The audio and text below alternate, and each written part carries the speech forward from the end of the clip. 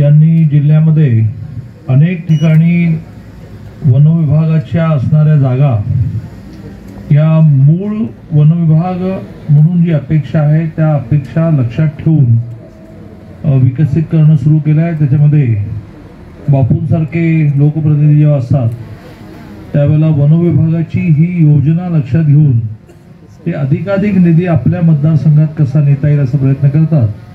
तसं वनविभागाने बापूंकडे प्रस्ताव मांडला। गावात आल्यानंतर बापूंच्या लक्षात आलं की ही हायवेमुळे डिवाइड झालेली जागा पलीकडे जरी खूप मोठी असली तर ती मोठी जागा ही मोठमोठे वृक्ष डेव्हलप करण्यासाठी, जंगल डेव्हलप करण्यासाठी, त्या जंगल डेव्हलप केल्यामुळे अनेक त्याला जैवविविधता म्हणतो, विविध प्राणी त्या ठिकाणी मुक्तपणे वावरण्यासाठी आहे।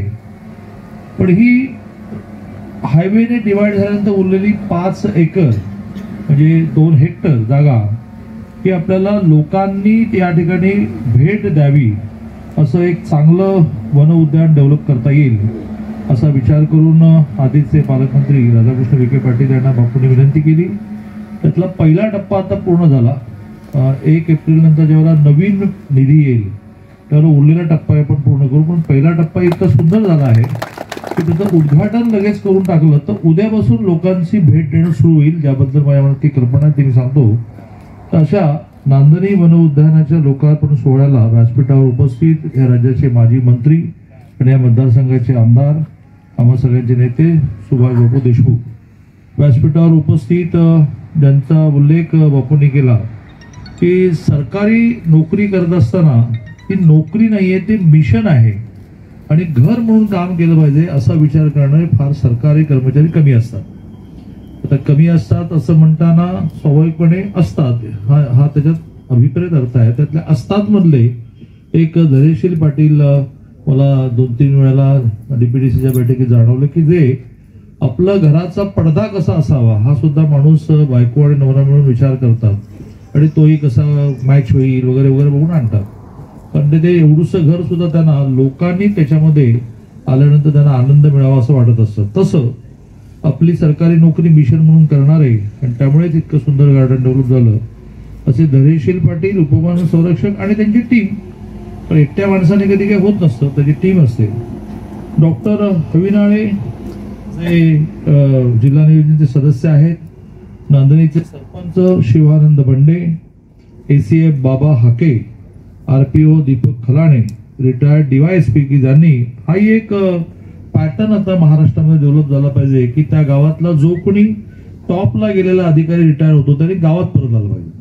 ठीक आहे, मुलांच्या शिक्षणासाठी, मुलांच्या हौशीसाठी जवळच्या शहरात घर करावं, पण रोज 5-6 तास आपल्या गावात आलं पाहिजे। मी वयाच्या 33व्या वर्षी पहिला रुपया कमवताना मुंबईसारख्या शहरातून माझ्या गावी आलो। त्या जाण्याने गावातल्या खूप गोष्टी झाल्या, कारण जग मी पाहिलं होतं आणि ते जग मी माझ्या गावात इम्प्लिमेंट करणं, अंमलबजावणी करणं सुरू केलं। असं रिटायरमेंट नंतर गावात येऊन सेटल झालेले DYSP सुरवसे, कुलकर्णी सर, DPCचे आणखीन एक मेंबर अण्णाराव बाराचारी, सर्व मान्यवर। बापूंनी या सगळ्या प्रोजेक्टचं वर्णन केलेलं आहे की फॉरेस्ट ही जागा लोकांना जायला यायला, लोकांना आनंद घ्यायला उपलब्ध व्हावी यासाठी हे इतकं सुंदर सगळं केलेलं आहे। मी यांना धैर्यशील पाटलांना असं म्हटलं की तुम्हाला मी नियोजनमधून 5 लाख रुपये अजून अलॉट करतो आजच, आणि जिल्ह्यातल्या शाळांच्या सहली कशा येतील त्या शाळांना नियोजनमधून पैसे द्यायचे, जाण्या येण्याच्या बसचं भाडं आणि काहीतरी चांगलं खाणं। त्यातून मग एक आठवड्याभरात जर काही 1000 लोक आले की मग ते सोशल मीडियाला टाकतात, वर्तमानपत्रात बातम्या येतात, मग लोकांच्या डोळ्यासमोर ते येतं, त्याला इंग्लिशमध्ये हाईप करणं म्हणतात की बाबा काय आपण झालं, काय आपण झालं पाहिजे। मग हळूहळू शनिवार रविवार लोक आपल्या मुलांना घेऊन येणं सुरू होईल, नाही तर अन्यथा इतक्या चांगल्या गोष्टी डेव्हलप होतात आणि ते पडून जातात आणि त्या खराब होतात। आणि त्यामुळे आज या नांदणी वन उद्यानाचा लोकार्पण सोहळा पूर्ण झाला असं म्हणतो आणि त्याची उपयोगिता वाढवा, कारण एखादी बिल्डिंग बांधली आणि ती पडून आहे त्याचं काही मजा नाही।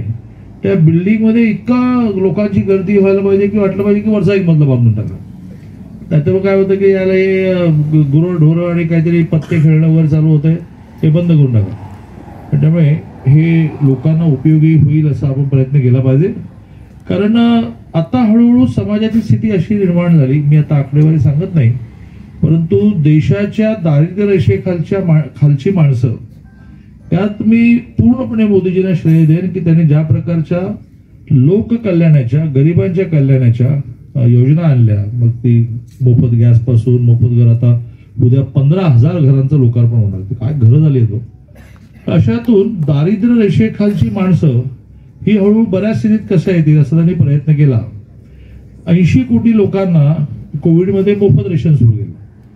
ते मोफत रेशन 5 वर्ष आणखीन कंटिन्यू केले.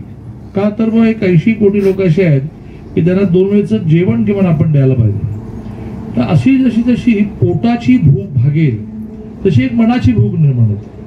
की ती मनाची भूक काय असते, काहीतरी गाणं ऐकायला पाहिजे, काहीतरी नाटक बघायला पाहिजे, एखाद्या शनिवार रविवारी मुलांना घेऊन गार्डन मध्ये फिरायला गेलं पाहिजे. तर ही पोटानंतरची नेक्स्ट पुढची भूक आहे आणि ती भागवायची असेल तर असे सांस्कृतिक कार्यक्रम, अशी ठिकाणं वाढवायला पाहिजे. आता एक उत्तम झालं की शनिवार रविवारी एखादा जो आठवड्यावर खूप काबाड कष्ट करतो असा कर्मचारी त्याची पोरं मागे लागल्यानंतर त्यांना घेऊन इथे येणार. पण त्यात त्यांचं पोट नाही भरणार पण मन भरणार. जाता जाता पोट काय बाबा मजा आली मजा आली मजा आली. त्याच्या पुढची भूक जी आहे ती बुद्धीची आहे की जगातलं काय काय चाललंय ते कळावं म्हणून मग लोक नेटवर बसायला लागले. मग थोडं खिशाला थोडंसं चाट देऊन म्हणजे बाकी गोष्टींवर पैसे खर्च करून विदेशात जायला लागले. जरा बघू काय झालं ते युरोपमध्ये काय आहे. तर ती त्याच्या बुद्धीची भूक आहे. आणि शेवटची भूक जी आहे ती आत्म्याची आहे की आता फार झालं सगळं, परमेश्वराने का जन्माला घातलं आणि तो फायनली कुठे घेऊन जातो आपल्याला याचा शोध घ्यावा, ही आत्म्याची भूक झाली. ती ज्यांची निर्माण होते ते पंढरपूरला नेहमी वाढवायला पाहिजे. आता एक उत्तम झालं की शनिवार रविवारी एखादा जो आठवड्यावर खूप काबाड कष्ट करतो असा कर्मचारी त्याची पोरं मागे लागल्यानंतर त्यांना घेऊन इथे येणार. पण त्यात त्यांचं पोट नाही भरणार पण मन भरणार. जाता जाता पोट काय बाबा मजा आली मजा आली मजा आली. त्याच्या पुढची भूक जी आहे ती बुद्धीची आहे की जगातलं काय काय चाललंय ते कळावं म्हणून मग लोक नेटवर बसायला लागले. मग थोडं खिशाला थोडंसं चाट देऊन म्हणजे बाकी गोष्टींवर पैसे खर्च करून विदेशात जायला लागले. जरा बघू काय झालं ते युरोपमध्ये काय आहे. तर ती त्याच्या बुद्धीची भूक आहे. आणि शेवटची भूक जी आहे ती आत्म्याची आहे की आता फार झालं सगळं, परमेश्वराने का जन्माला घातलं आणि तो फायनली कुठे घेऊन जातो आपल्याला याचा शोध घ्यावा, ही आत्म्याची भूक झाली.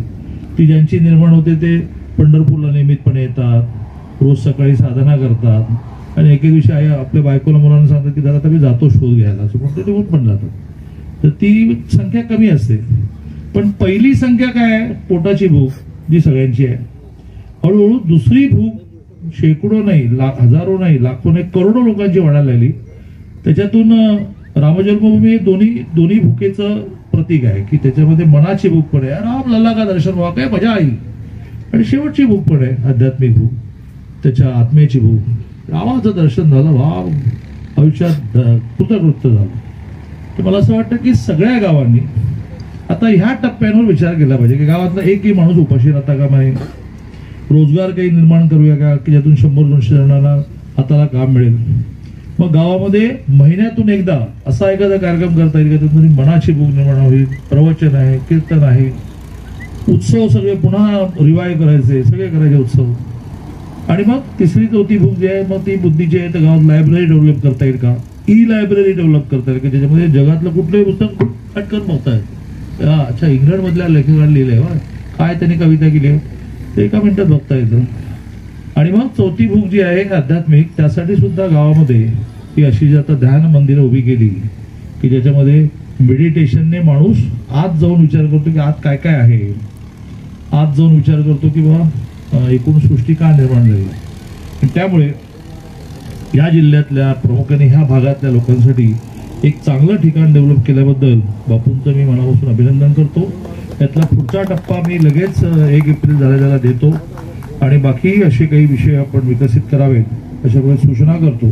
कार्यक्रमाला थोडा उशीर झाला त्याबद्दल दिलगिरी व्यक्त करतो आणि उद्याचं निमंत्रण देतो की सकाळी 10 वाजता जे पोहोचतील त्यांनाच आतमध्ये येता येईल. त्याच्यानंतर त्याचं गेट बंद होते कारण मोदींची सुरक्षा महत्वाचा विषय असतो. त्यामुळे मोठ्या संख्येने आपण या सभेला या. सभा मुद्दाम त्या 15,000 घरांच्या कॅम्पसकडे, 350 एकराचा कॅम्पस आहे, त्याची आता वेगळी नगरपालिका होणार. कारण 15,000 गुणिले 4 60,000 तर पॉप्युलेशन झालं. तर एखादी छोटी नगरपालिका त्याची ह्या केव्हा तरी नजीकच्या काळात त्याचं नोटिफिकेशन निघेल, त्यावेळेस सभाही होईल, मोदींचं भाषण ऐकलं, एखादी कॉलनी कशी डेव्हलप होते, 24 तास तिथे पाणी आहे, from the day one electricity आहे, नजीकच्या काळामध्ये प्रत्येक बिल्डिंगच्या छतावरचा सोलर प्रोजेक्ट मान्य झाला, त्यातून त्यांना 1 रुपयाही विजेचं बिल येणार नाही, 24 तास जरी वीज वापरली तोही आता लगेच इम्प्लिमेंट करायला आपण सुरुवात करतोय. आणि त्यामुळे उद्या तिन्ही अर्थाने आपण या मोदींचं भाषण ऐकणं आहे. आणि हे रे नगर जे उभं राहिलंय, जे जगातलं आश्चर्य आहे, घरं एकूण मोदींनी पंतप्रधान झाल्यानंतर 3 कोटी बांधली, 15,000 घरं एका ठिकाणी, हे देशात कुठेही नाही. हे बघायला आपण यावं असं आवाहन आपल्याला करतो. 22 तारखेला आपल्या सगळ्यांच्या आयुष्यातला एक आनंदाचा क्षण आहे की वर्षानुवर्ष 550 वर्ष आपल्या सगळ्यांचं आदराचं स्थान, श्रद्धेचं स्थान राम हे पत्र्याच्या शेडमध्ये होते, ते आता भव्य दिव्य मंदिरात जाणार आहेत. स्वतः देशाचे पंतप्रधान जाणार आहेत, राष्ट्रीय स्वयंसेवक संघ याचे सरसंघचालक मोहनजी भागवत जाणार आहेत. सगळ्यांनी टीव्हीवर सुट्टी डिक्लेअर होणार आहे की नाही मला माहित नाही, पण आपल्या खिशातच सध्या टीव्ही असतो ना, तर मोबाईल काढायचं बघायचं, 12-20 समोर 12-20ला बघायचं, मग गर्भगृहात मूर्ती नेली, मग तिथे पूजा झाली, असा आयुष्यभर मनात साठवता येईल असा प्रसंग प्रत्येकाने जवळच्या देवळात स्क्रीन लावलं असेल तर ते जाऊन बघावा, घरात टीव्हीवर बघावा, कामावर गेलो तर खिशातल्या मोबाईलवर बघावा, पण एक आपल्या आयुष्यातला एक महत्वाचा प्रसंग आपण सगळ्यांनी टिपला पाहिजे. त्या दिवशी दिवाळी घरी साजरी केली पाहिजे, कंदील लावले पाहिजे, संध्याकाळी पंत्या लावल्या पाहिजेत, आणि त्यासाठी आपण सगळ्यांनी सज्ज व्हा असं आवाहन करतो. आणि आभाराची वाट न बघता लगेच गाडीत बसतो, कारण उद्या मोदीजी यायचे, इतके बारीक विषय चालले आहेत, त्यामुळे मला अजून एक बापूंचा कार्यक्रम आठवून